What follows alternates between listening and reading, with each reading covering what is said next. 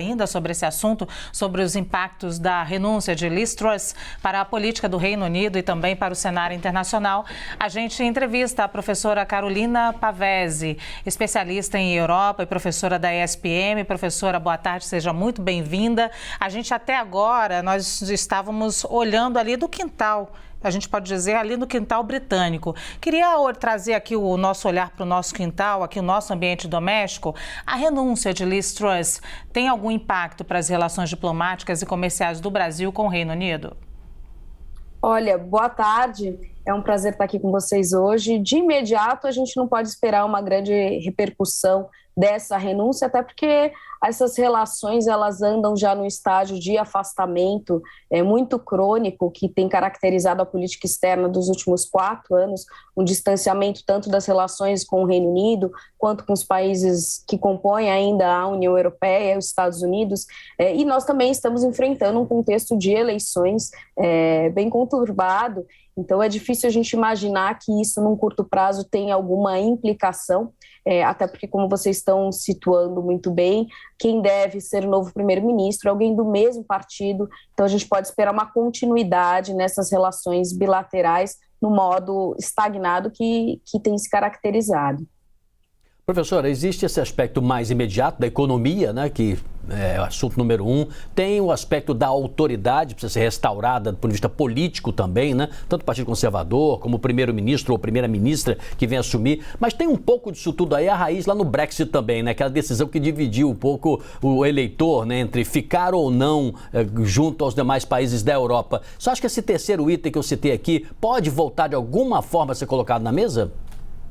Olha, o Brexit tem permeado todas essas discussões sobre essa crise que o Reino Unido tem enfrentado já há algum tempo, principalmente porque ele foi muito mobilizado por um sentimento de um nacionalismo muito forte, o retorno àquela imagem do Reino Unido como um grande império, né? Era conhecido como um império onde o sol nunca se punha, porque possuía colônia em todos os hemisférios, então era sempre sol em algum lugar deste grande império, e esse legado ele permaneceu no imaginário do cidadão britânico e foi um dos fatores que foi muito utilizado pela campanha do sair para justificar e para galgar o número de votos suficientes para deixar a União Europeia, para dar mais independência política e econômica ao Reino Unido, para ele caminhar com pernas próprias, né? O slogan era, inclusive, Make Britain Great Again, então vamos fazer o Reino Unido grande novamente, né? E justamente o que a gente tem visto desde 2016 para cá é um retrocesso nesse protagonismo do Reino Unido,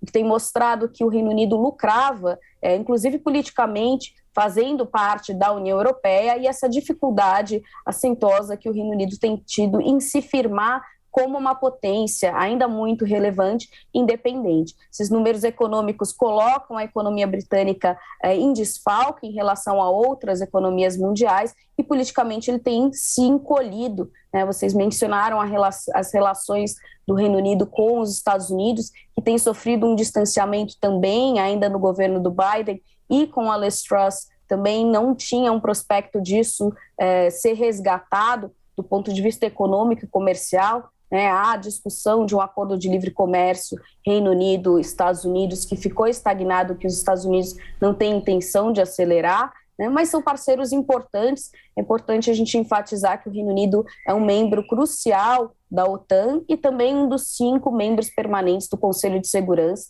Então também tem um papel estratégico nessa aliança com os Estados Unidos para conter a Rússia, sendo que os outros membros são França, China e Rússia no Conselho de Segurança. Então, ter o apoio do Reino Unido nessas sanções todas que têm sido negociadas é importante. Então, politicamente, ele ainda é relevante, mas tem diminuído a sua projeção internacional desde o Brexit de uma forma muito acelerada. Para quem queria caminhar sozinho, né, professora, está tropeçando bastante e às vezes até engatinhando. Queria falar um pouco de legado. Existe legado de Liz Truss em tão pouco tempo, depois de legado de David Cameron, Theresa May, Boris Johnson? Olha, Luciana, ainda pegando carona nessa discussão do Brexit, acho que um dos legados é que a Liz Truss ela colocou aí a dose de choque de realidade que faltava nos britânicos para entender que o Reino Unido ainda não é mais aquela força pungente que era, né? E a dificuldade que ele tem tido em se firmar.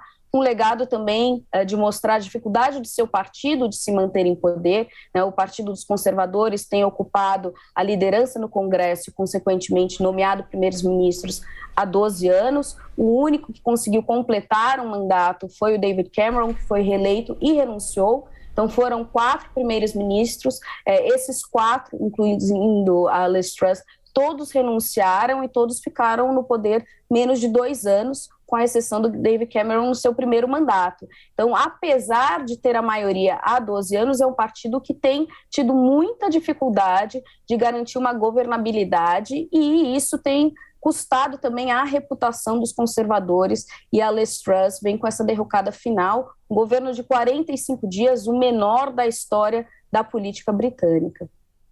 Professora Carolina Pavese, muito obrigado pela entrevista, uma boa tarde para a senhora. Ótima tarde para vocês também.